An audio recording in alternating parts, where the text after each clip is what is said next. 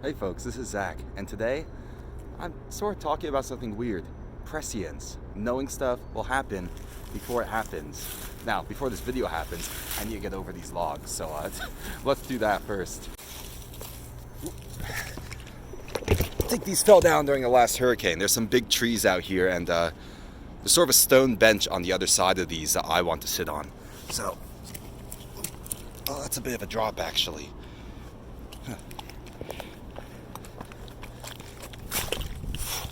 All right, perfect. I've actually found something cool over here. I didn't notice it last time. There's a geocache, which is like a sort of scavenger hunt thing, but you locate them online and you have to use a GPS. So in here it's a list of all the names of people who found it. Oh, this one's sort of wet actually. There's a pen and pencil to write your name in there. I'm just going to leave this one alone. I never really write my names in these anyways.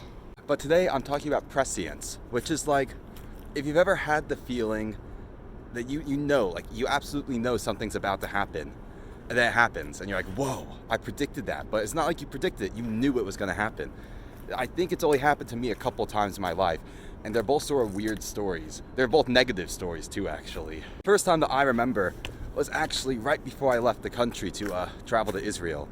I was out jogging at night. It was pretty late, I guess, maybe 10, 11 o'clock. And I saw an armadillo walking out into the road. An armadillo is sort of this weird, small, nocturnal animal. They have a very hard shell, but the shell is good for protecting them against claws, like a cat's claws, a bird's talons.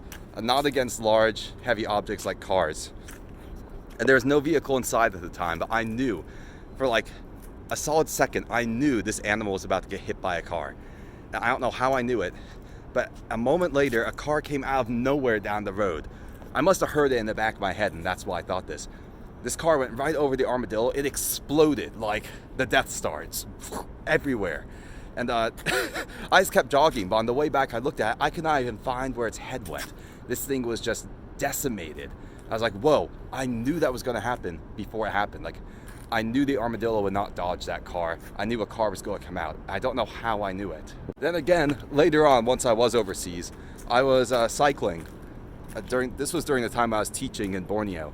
And I saw a man's sunglasses fall off his face and sort of fall right at the edge of the road.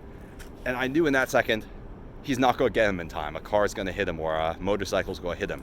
There's so many motorcycles and scooters in Borneo that like a solid split second later, before he could grab him, one drove straight over his sunglasses, and the expression on this man's face was like heartbroken.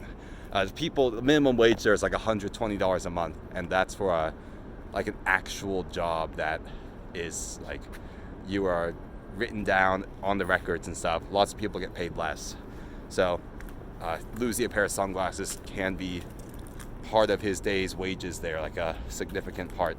But the look on his face was just like, he also knew it was going to happen the moment he dropped him. It was crazy, but there's no way we could have known it. Like, there's no reason he couldn't have grabbed him in time. But I feel like both of us knew in that split second, they're going to get run over. Nothing's going to happen that could save them. But both of those cases are sort of the same. I knew it a split second before it happened, and there's no way for me to stop it from happening. So it's useless, like knowing something before it happens, but not being able to stop it. What's the point of that? There's actually a science fiction author who's quite famous. His name was Philip K. Dick. I guess the word wasn't as funny back then, but his last name is Dick. And he's the one who wrote Total Recall, you know, the Schwarzenegger movie. He wrote the book that became Blade Runner and its sequel, I guess. He wrote a lot of other short stories. And one of them was called The Golden Man, and it was about prescience, knowing something will happen before it happens. I don't know if The Golden Man was ever adapted into a book or a movie or TV series or anything. A lot of his works were. Tons of movies are just taken straight from his works. It was set in like a post-apocalyptic world, but in most regards, it was completely like the 50s or 60s when he was alive. So people lived normally, but there were a few areas in the world that had been hit by nuclear war, apparently. It wasn't really specified, but I'm guessing it was nuclear war because there were things called Deves, or like deviants, that were like mutated humans that were almost human, but not quite. And Well, I say not quite. I mean, they were like a different species. They couldn't breed with humans. And the government had tested it. That was a thing.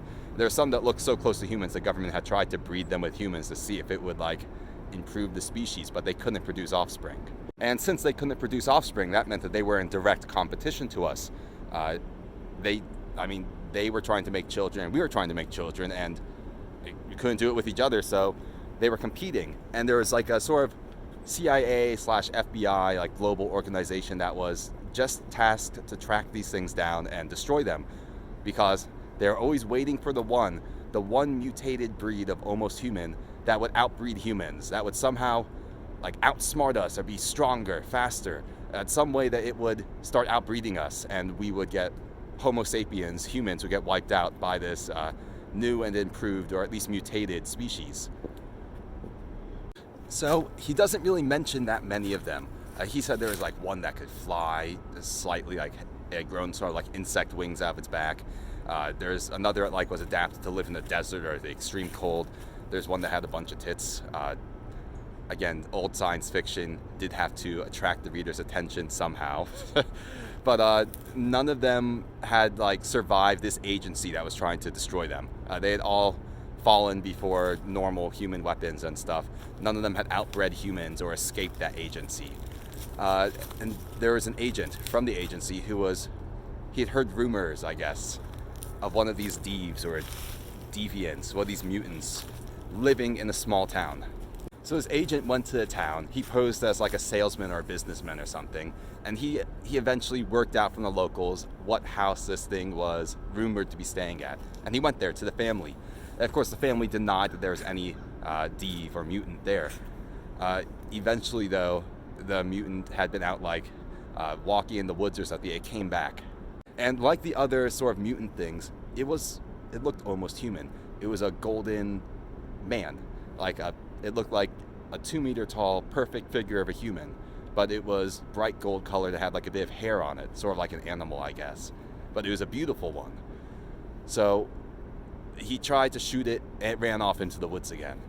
And he called a cordon around it, a bunch of agents, a bunch of like vehicles and aircraft to cut it off. Eventually, the thing just came back. Anyway, I'm not trying to summarize the whole book. He took it into custody against the wishes of the family, of course, especially the daughter, who for some reason was very attached to it, even though the family said it had never talked or tried to communicate with them. And most of these mutants were almost human. They tried to communicate. They could like speak human language and stuff. But this one didn't even try. So they took it into this agency where they wanted to study it before they killed it, just to see what its mutations were aside from its appearance. And what they found when they started testing it was they couldn't kill it. They'd shoot lasers, sci-fi of course. They'd shoot lasers at it, and it would like jump and dodge all around the lasers. It would just stand completely still until they started firing. Then it was as if it knew where they would shoot beforehand. They programmed the machine to shoot in random patterns that no human could predict or dodge. Just in case it could like read their minds, like know what they were programming it for. They made it random, so even if it could read their minds, it wouldn't know how the machine would shoot. And it still dodged all of it. And eventually it got out of the room.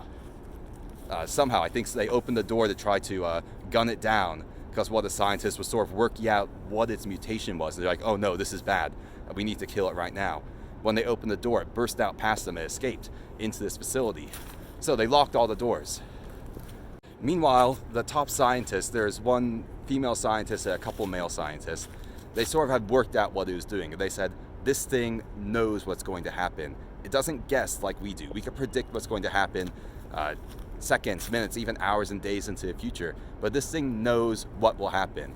It has like different paths unfolding in its brain. It knows which one to follow to stay alive and breed, because that's the biological imperative. That's what it needs to do. We need to get this thing killed, because otherwise it's going to get out. It's going to breed somehow.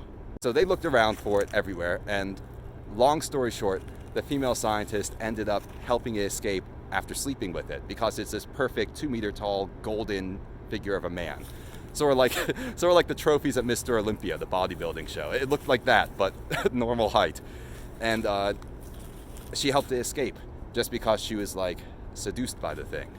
And eventually the male scientist, like the head of the whole organization, said, it's going to be the same as with you. Wherever this thing finds human women, they're going to take it in it's going to breed with them. And you know those babies are going to look like it and not like humans. We finally found something that's going to outbreed us and wipe out humanity. It was just because this thing could see the future. Like enough of the future that it could actually change it, not just a split second before it happened. Anyway, it was an interesting, very short story. I'd recommend you read it. I'm pretty sure you can get them on Kindle for like the whole collection of his works for $1 altogether. But he was a good writer. A lot of stuff is based on his work. And this was called The Golden Man. It was weird. I only thought of this because I had this vivid memory of seeing the armadillo get hit by a car and knowing it was about to happen, and seeing that man drop his sunglasses and knowing they were about to get run over. I guess in both cases I knew something was about to get hit by a moving vehicle. But it called to mind that story where this thing was like the successor to humanity, not because it was smarter or faster or anything else. It couldn't even like speak. It had the brain of like an animal, but it knew what was going to happen 10 or 15 seconds in the future, and it could do what it needed to so the best outcome would happen for it. And that was such a creepy story. Most of his stories are really unpleasant. They highlight like possible bad futures for humanity, where robots take over, or like Total Recall and stuff like that, where people sort of get screwed over by technology. Anyway, this is probably one of the weirdest videos I've made so far about prescience. So if you enjoyed watching, let me know. I mean, it's always fun to sort of like tell stories that other people have written. So people who are not alive anymore, to harvest the benefits of telling their own stories. So if that's a cool thing, I might do it again. I like all of that dude's stories. There are other short ones like Total Recall. There's a whole movie based on it, but the story's only like 40 pages long, I believe. I've read it a few times. It's interesting. It's sort of screwed up, but it's interesting. If you want me to like have videos where I just like summarize in more detail some interesting books, I'll do it. Anyway, folks, peace out. See you all later. And if you sort of feel like something's about to happen, hopefully you know it in time to change it if you want to. Bye, everyone.